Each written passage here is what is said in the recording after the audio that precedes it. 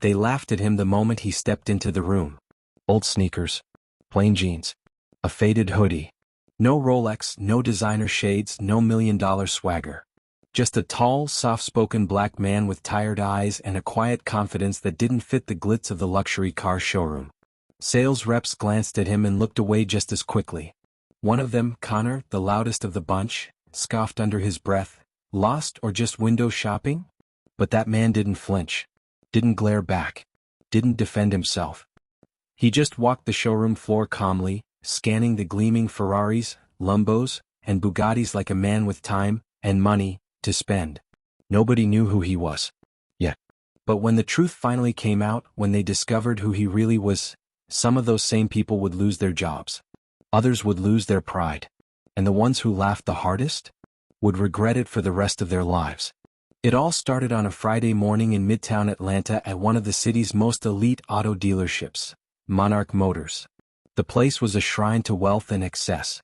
Gleaming tile floors, crystal lighting, champagne on ice in the lobby. The kind of place where people didn't just buy cars, they bought status. Connor Preston, the senior sales manager, stood tall with his designer suit, gelled hair, and smug energy. He was the kind of man who believed every customer should look rich. If you didn't wear your money, he didn't see you. So, when that black man stepped through the doors in that beat-up hoodie and thrift store sneakers, Connor had already made up his mind. "Don't waste your time," he whispered to a junior associate. "He's not buying anything." But Marcus, the new guy, wasn't so quick to judge. "I don't know," he said softly, watching the man walk with a certain calm authority.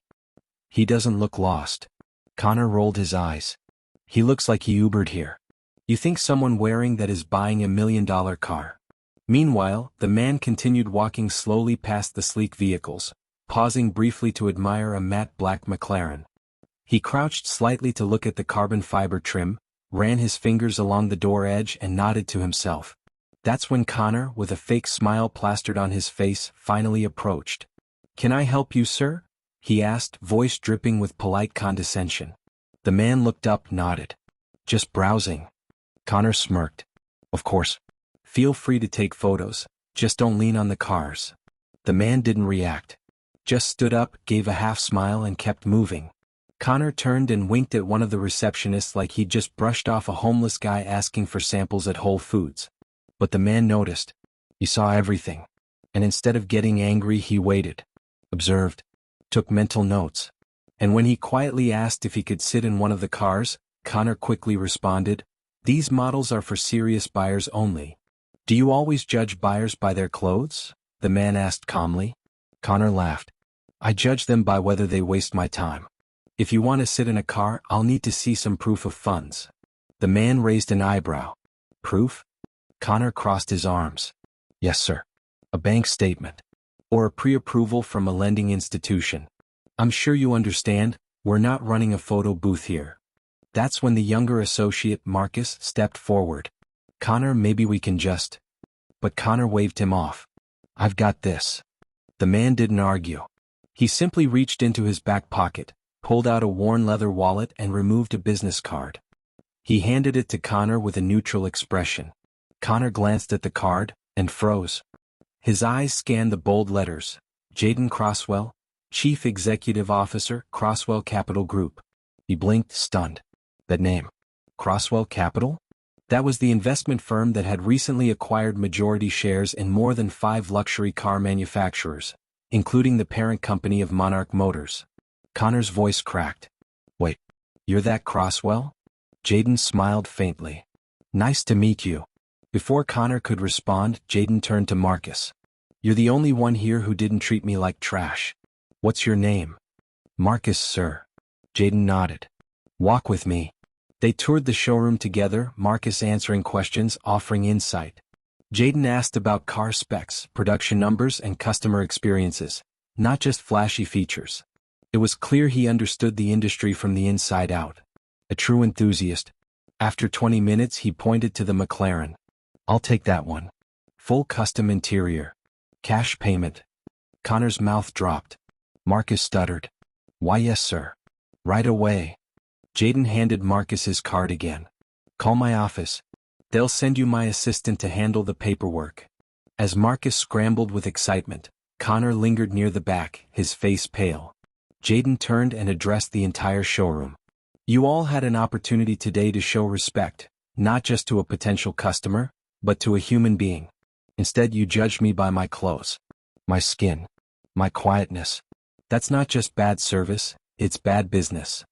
Everyone froze. He continued, Monarch Motors is now part of my investment portfolio. Effective next week, I'll be touring all branches to audit the culture. And believe me, I do take notes. Connor swallowed hard. Jayden nodded once more at Marcus. People like you? You're the future. As Jayden walked out the door, the entire room was silent. His old sneakers squeaked slightly on the polished tile as he left.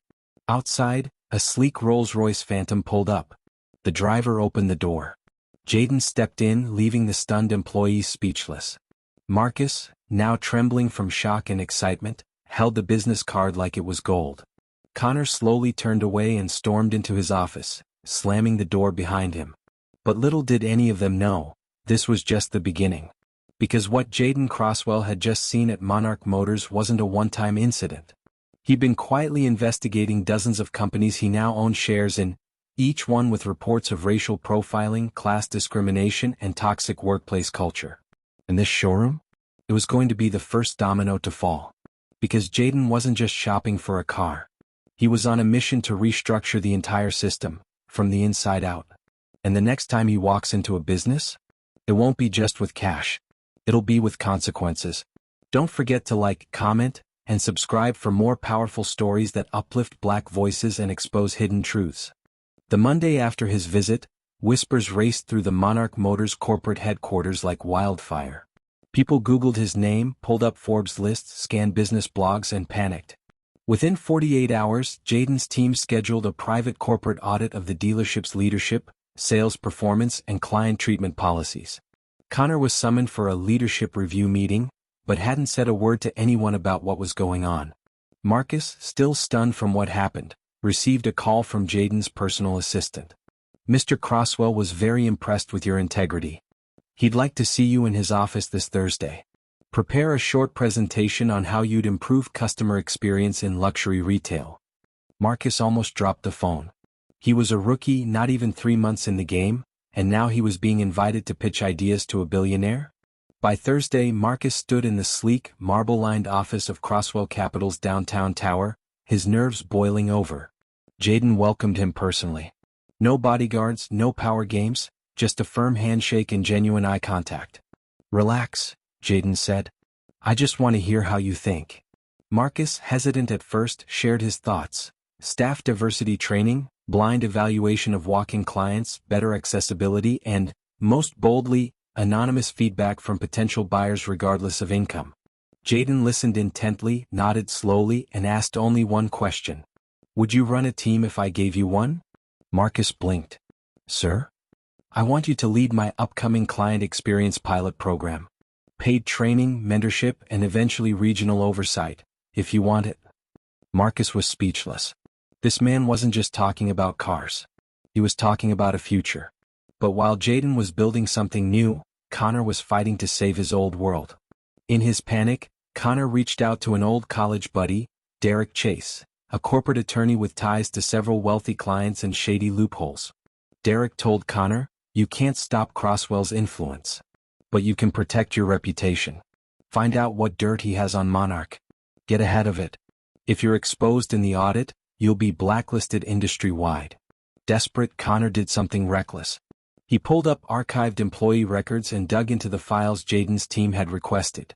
One file in particular caught his attention, a confidential HR complaint from 4 years ago. It was buried, never investigated. The complaint? A black female client claimed she was verbally mistreated, given a faulty contract, and called a credit risk by an unnamed senior employee. The complaint was quietly closed.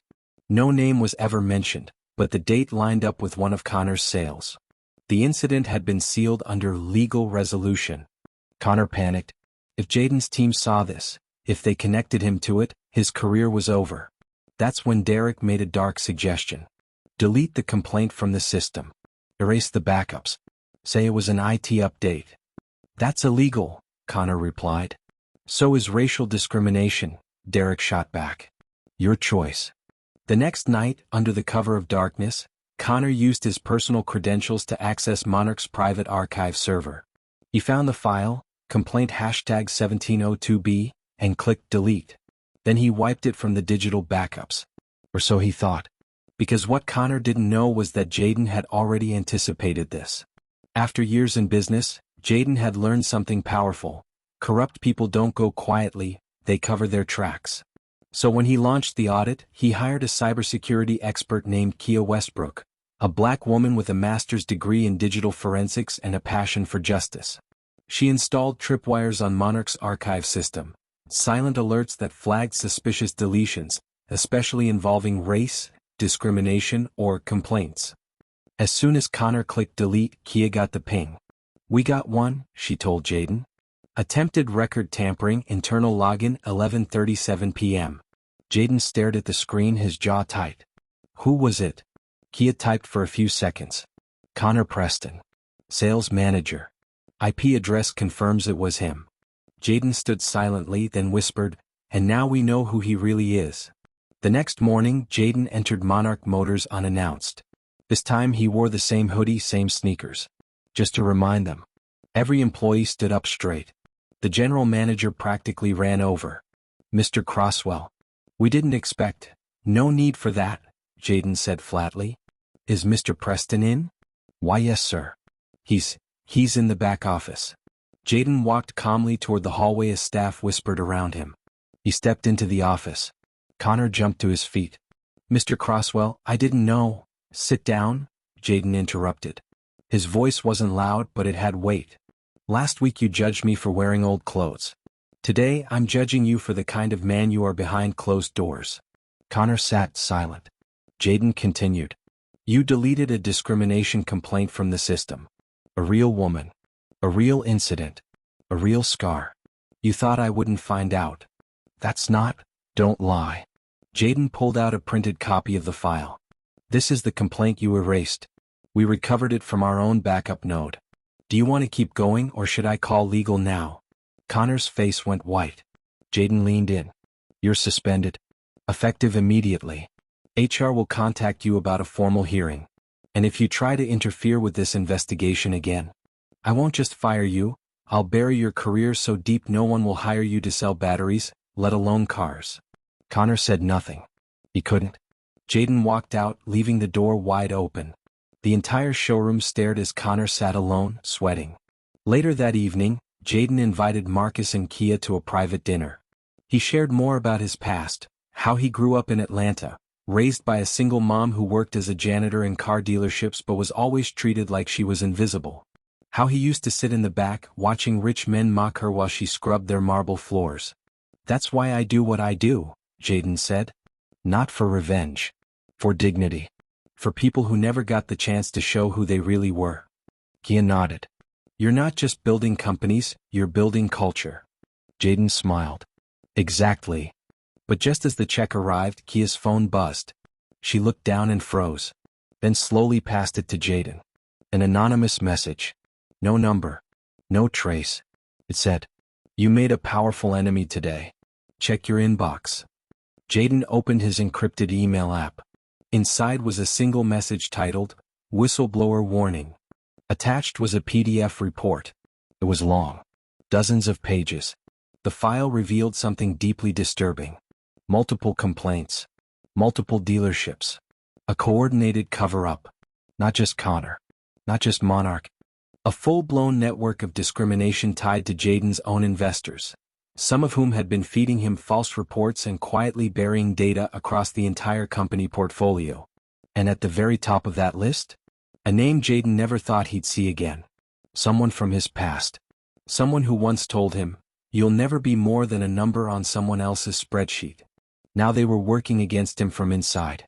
And if Jayden wanted to clean this system up, he'd have to go to war with the very people he once called partners. Don't forget to like, comment, and subscribe for more powerful stories that uplift Black voices and expose hidden truths. Charles wasn't just anyone.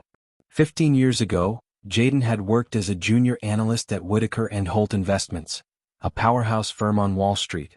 Charles Whitaker had been a senior partner. Back then, Jayden had presented a data-driven proposal on how companies could increase profits by investing in underserved black communities.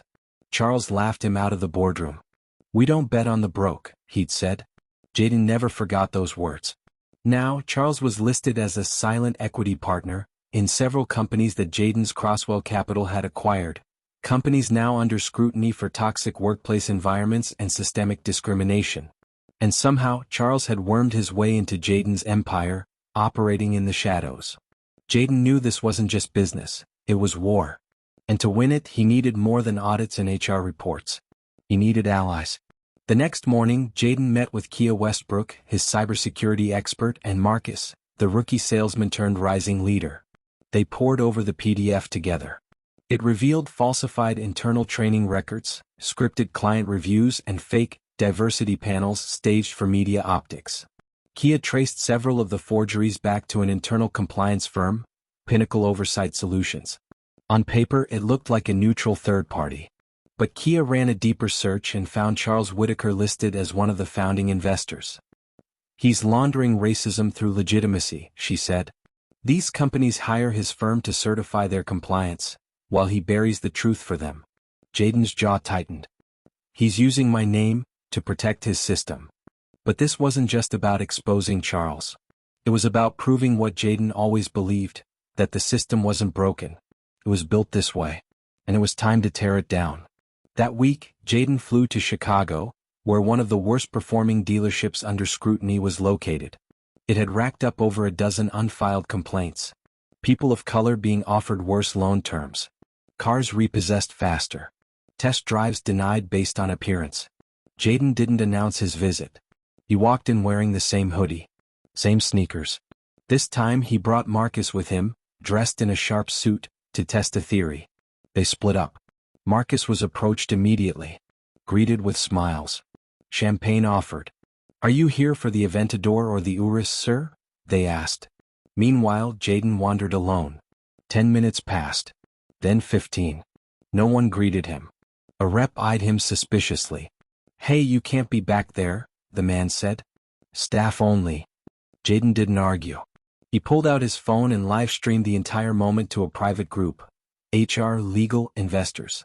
Within 30 minutes, he revealed his identity again. This time to a stunned general manager who almost fainted. "Mr. Crosswell, I had no idea." "That's the problem," Jayden interrupted. "You shouldn't need to know who I am to treat me with respect." Back in Atlanta, Charles Whitaker watched the footage from his office. His assistant entered, pale. "Sir, Crosswell's digging deeper. If he connects you to Pinnacle, it's over." Charles swirled his whiskey. "Then it's time we remind Mr. Crosswell who owns the boardroom." He placed a call. "Initiate the sweep. Scrub the records. Discredit the audits. And leak the files on Marcus." "Marcus?" Jayden's phone buzzed just after midnight. He picked up. It was Marcus, shaken. "Someone sent a folder to my apartment. Photos. Emails. Messages from years ago. Stuff from when I was broke and desperate." Jayden listened. "They're gonna twist it. Make it look like I was stealing leads at my last job. I wasn't. I promise you I wasn't." Jayden's voice was steady.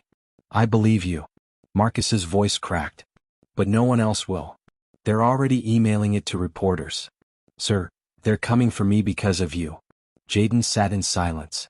He knew exactly what this was. A coordinated takedown. And Marcus was the first pawn. Jayden turned to Kia. "Tell legal to get ahead of this. And trace the origin of that leak." Kia nodded. "On it." But deep down, Jayden knew this was only the beginning. Charles wasn't just targeting Marcus. He was setting the stage for a full-blown reputation war. And if Jayden didn't act fast, he could lose everything, not just his company, but the trust of the very people he was trying to uplift. The next day, Marcus's name trended on social media. The headline read, "Crosswell protégé accused of sales fraud. Sources say CEO ignored warnings." Jayden watched the news in silence. Then he made a decision. He stood before his full executive team at Crosswell Capital and made an announcement. "I'm taking a leave from daily operations. Effective immediately." The room gasped. "I'll be launching an independent task force. We're calling it Project Clean Glass. And we're going to investigate every dealership, every division, every partner, including this office. No one is exempt. Not even me. Someone asked, who will be leading it? Jayden turned slowly. Kia Westbrook. The entire room went still. Jayden continued. If we say we stand for equity, then we need to prove it. And if anyone in this company is helping Charles Whitaker cover his tracks, you've got 24 hours to come forward before we come for you. That night someone came forward. A junior compliance analyst, trembling, tears in her eyes. I have something, she whispered. Jayden and Kia leaned in. She pulled out a flash drive. I was told to delete this. But I couldn't. They plugged it in. The file loaded slowly. Kia's eyes widened. This is a contract. Jayden leaned closer.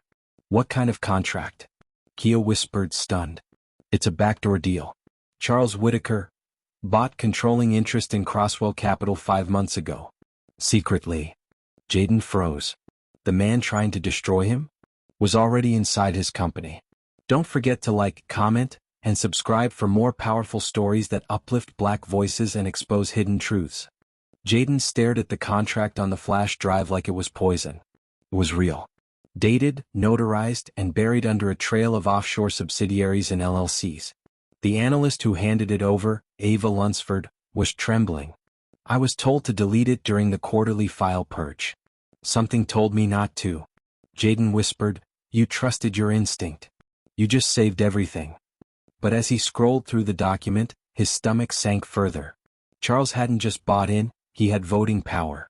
Real influence. And worse, several of Jayden's senior board members had helped him do it. Kia leaned in, furious. That means he can call an emergency vote. Force you out. Jayden nodded. And I gave him the perfect excuse by stepping back to launch Project Clean Glass. Marcus was pacing in the corner, barely keeping it together. This whole thing, it's a setup. He knew you'd try to fix things. He knew you'd go after the truth. And he weaponized your values against you. Jayden remained quiet for a moment, then turned to Ava. Who else knows about this? Only me. I didn't send it to anyone. Jayden looked at Kia. We need to find out who on the board flipped. Who took Charles's offer. Kia nodded and got to work. She began triangulating access logs, communication history, and sudden stock transfers within the executive team. Within hours, a disturbing pattern emerged. 4 senior executives, 3 white men and 1 woman of color, had sold portions of their Crosswell Capital shares to a shell firm known as Blue Pine Holdings, headquartered in the Cayman Islands. That firm? Fully owned by Charles Whitaker. Jayden leaned back in his chair. He's been building this for years. In silence. Waiting for the moment I got comfortable. Suddenly, Kia's screen lit up with a blinking red alert. We've got a breach, she said. Someone's inside our internal network right now. She clicked into the security protocols and watched in real time as a hidden administrator accessed Jayden's private folders, encrypted documents, and legal files. They're trying to wipe your files before the next board meeting. Can you stop them? I can do more than stop them, Kia said, cracking her knuckles. I can trace them. Within minutes, she'd rerouted the attacker's IP and pinned them to a hotel Wi-Fi hub in Manhattan. Guess where they're staying, she said, spinning the screen. A reservation under Charles Whitaker's legal team. He's here, Jayden whispered. He's preparing the coup in person. That night, Jayden made a bold move. He called for an emergency midnight board meeting, virtual, no assistants, no observers. Just the 12 voting members of Crosswell Capital. They're going to try to outvote you, Marcus warned. They think you're distracted. Jayden put on the same hoodie he wore when Monarch Motors laughed at him. Then let them try. The virtual boardroom was tense. 11 faces stared at him from the screen, some smug, some nervous, one conspicuously missing, Charles Whitaker. A proxy appeared in his square instead, an attorney named Vance Schroeder. Mr. Crosswell, this meeting is not sanctioned. Mr. Whitaker has filed for emergency interim leadership. On what grounds? Jayden asked calmly. Mishandling of internal scandals. Failure to prevent reputational damage. Risk to shareholder interests. Shall I read the clause? No need, Jayden replied. I wrote it. Just then Kia entered the chat via private link. Before any vote is cast, she announced, we would like to present evidence of internal sabotage, by board members acting in concert with Charles Whitaker, whose ownership stake was illegally acquired through shell companies under federal scrutiny. She dropped the PDF onto the screen live. Jayden added, "What you're looking at is an illegal purchase. Wire fraud. Tax evasion. If you vote with Charles tonight, you are voting with someone who may be facing federal indictment." The silence was deafening. One board member unmuted. "Is this real?" Kia added, "The IRS will confirm everything by morning. I've already sent them the file." Vance Schroeder stood, adjusted his tie, and logged out. One by one the board members began to fold, until only one vote remained. And that vote belonged to Eleanor Bass, the only woman of color on the board. She stared at the camera for a long time. Then she said something that froze Jayden in place. "I was the one who first introduced Charles to the board." Jayden's breath caught. Eleanor continued, "I believed he could help us scale. I didn't know what he was planning. But I should have seen it. And I'll make it right now." She clicked an "No" on the vote. Motion denied. Jayden remained CEO. For now. But Eleanor wasn't finished. "I want to make a motion," she said. The board nodded. "I propose we grant Jayden temporary executive override powers, to restructure all compliance teams, remove compromised executives, and clean house." Jayden looked up. "You're sure?" Eleanor nodded. "If we don't fight from the inside, we're no better than them." The vote passed unanimously. But just as the meeting ended, Jayden's phone buzzed. A new message. Anonymous. Just one line. "You think you won? Check Marcus's bank account." Jayden froze. He called Marcus immediately. "I need your banking info. Now." Marcus hesitated. "Okay." They logged in together. And what they saw sent chills down both their spines. $500,000 wired into Marcus's account from an offshore fund. 3 days ago. Marcus stammered. "I didn't do this. I swear to you, I didn't request this." Jayden stared at the screen. "Charles is setting you up." He clicked into the transaction ID. Then muttered, "He's framing you for insider trading." Don't forget to like, comment, and subscribe for more powerful stories that uplift Black voices and expose hidden truths. Jayden's voice was cold and steady as he sat in his office at 3 a.m., staring at the wire confirmation on the screen. "Kia, can you trace the origin?" She was already typing. "I'm working on it. The routing is layered through 4 shell companies in the British Virgin Islands." Marcus stood behind them, his hands shaking. "I didn't take that money. I swear on everything. I've been loyal to you, Jayden. You changed my life." Jayden didn't blink. "I believe you. But now we have to prove it." By morning, Jayden called a press conference, something he rarely did. Standing in front of cameras, dressed once again in a hoodie and jeans, he made a public statement. Crosswell Capital is under attack, not by competitors but by cowards. Cowards who hide behind money and power to protect racism, discrimination, and greed. They have tried to smear our name, silence whistleblowers, and now they're targeting people on my team who represent change. But let me be clear. We will not be silent. We will not back down. And we will not be bought. The footage went viral within hours. Support poured in from across the country. Journalists, social justice leaders, and everyday people applauded Jayden's courage. But the battle wasn't over. That afternoon, federal agents arrived at Marcus's apartment with a subpoena for questioning. Jayden's legal team was already there waiting. Inside the interrogation room, Marcus repeated the same thing. "I never accepted the money. I never even knew it was there." Meanwhile, Kia made a breakthrough. She discovered an auto-redirect rule set up on Marcus's company email, created by a shadow admin account. It rerouted specific internal memos to an outside domain, charleswhite.consulting. She called Jayden immediately. "We got him." That night, Jayden flew to New York. Unannounced. No press, no entourage. He walked straight into the private gala Charles was hosting at a rooftop hotel in Manhattan. The theme, restoring confidence in the corporate world. Irony at its peak. Jayden entered wearing a black hoodie, standing out in a sea of tailored tuxedos. Charles spotted him from across the room. His smile faded. Jayden walked up to him slowly. "You tried to take everything from me," he said. "And when that failed, you tried to destroy the people I believe in." Charles sipped his wine coolly. "Business is war, Jayden. You should know that by now." Jayden leaned in. That's the difference between you and me. I fight for people. You fight for profit. Just then, two FBI agents approached from the side and tapped Charles on the shoulder.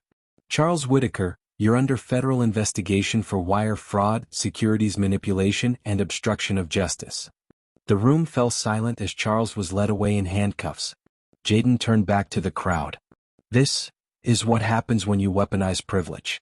This is what happens when you think power is your shield. The next day, headlines exploded. Jayden Crosswell topples corrupt investor in surprise federal sting. Framed protege cleared after CEO exposes racist power broker. Marcus Davis named director of Crosswell Diversity Innovation Task Force. Weeks later, Marcus stood beside Jayden and Kia at the launch of Project Clean Glass, a new initiative designed to investigate, audit, and transform racial equity practices in the luxury retail and automotive industries nationwide. Jayden reinstated full leadership of Crosswell Capital with even broader authority after the board unanimously restructured its rules to ensure transparency and protect whistleblowers. He promoted Ava, the analyst who bravely handed over the flash drive, to Chief Ethics Officer. Kia was named Head of Intelligence and Digital Security.